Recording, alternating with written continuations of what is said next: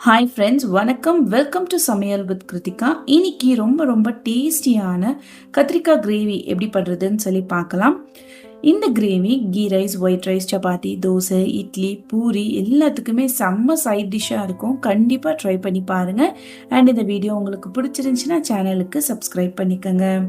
First கடாயில் 1/4 cup அளவுக்கு வேர்க்கடலையை நம்ம சேர்த்து இதை நம்ம ட்ரை ரோஸ்ட் பண்ணணும். நீங்கள் ஆல்ரெடி ரோஸ்டட் வேர்க்கடலை வச்சுட்டு இருந்தீங்கன்னா அதை கூட யூஸ் பண்ணிக்கலாம்.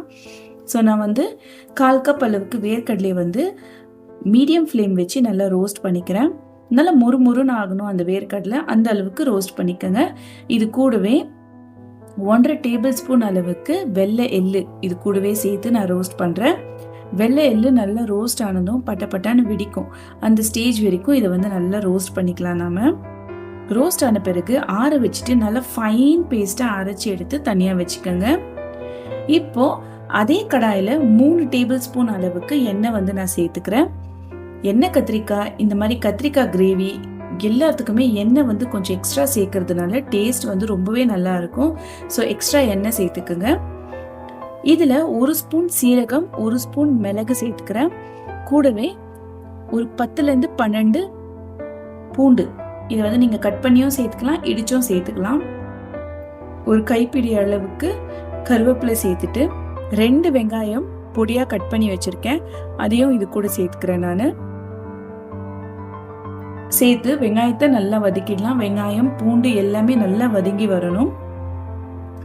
வெங்காயம் ஓரளவுக்கு நல்லா வதங்கந்தோம். இதுல கிரேவிக்கு தேவையான அளவுக்கு உப்பு நான் சேர்த்துடுறேன். உப்பு சேர்த்து நல்லா வதக்குங்க. வெங்காயம் நல்லா வதங்கின பிறகு இதுல ஒரு 3 பழுத்த தக்காளி, நல்ல பழமான தக்காளியா எடுத்துக்கோங்க. அதை பொடியா கட் பண்ணிட்டு இதோடவே சேர்த்துடலாம். சேர்த்துட்டு நல்லா கலந்துருங்க.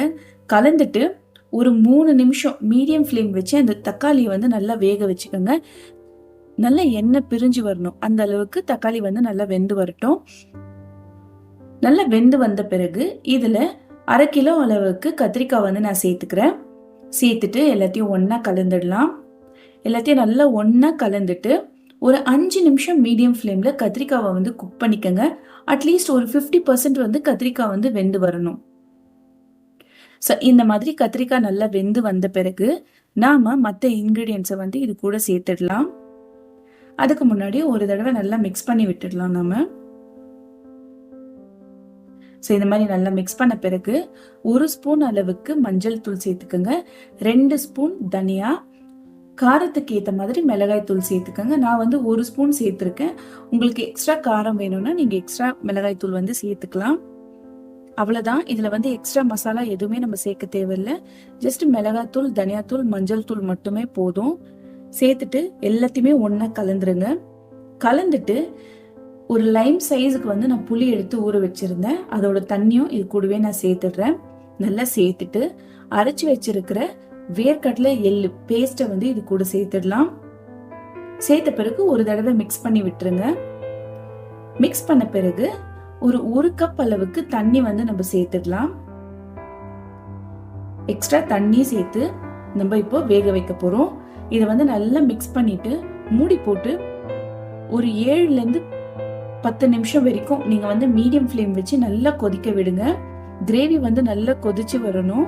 உப்பு டேஸ்ட் பண்ணி பாருங்க, கம்மியா இருந்துச்சுன்னா எக்ஸ்ட்ரா சேர்த்துக்கோங்க. நல்லா கொதிச்சு திக்கான பிறகு கொத்தமல்லி தூவிட்டு திரும்பவும் க்ளோஸ் பண்ணி ஒரு 2 நிமிஷம் வச்சிங்கன்னா போதும். நல்லா எண்ணெய் நல்லா மிதந்து வரும். இந்த மாதிரி வந்துடும். அவ்வளோதான், கிரேவி சூப்பராக ரெடி ஆயிடுச்சு. கண்டிப்பாக நீங்களும் ட்ரை பண்ணி பாருங்க. இதெல்லாம் குஷ்கா ரைஸ், கீ ரைஸ், ஜீரா ரைஸ்க்கெல்லாம் சைட் டிஷ்ஷாக நம்ம வச்சு சாப்பிடும் போது டேஸ்ட் வேற லெவலில் இருக்கும். கண்டிப்பாக இந்த வீடியோவை ட்ரை பண்ணி பாருங்க. அண்ட் இந்த வீடியோ உங்களுக்கு பிடிச்சிருந்துச்சுன்னா சேனலுக்கு சப்ஸ்கிரைப் பண்ணிக்கோங்க. தேங்க்யூ.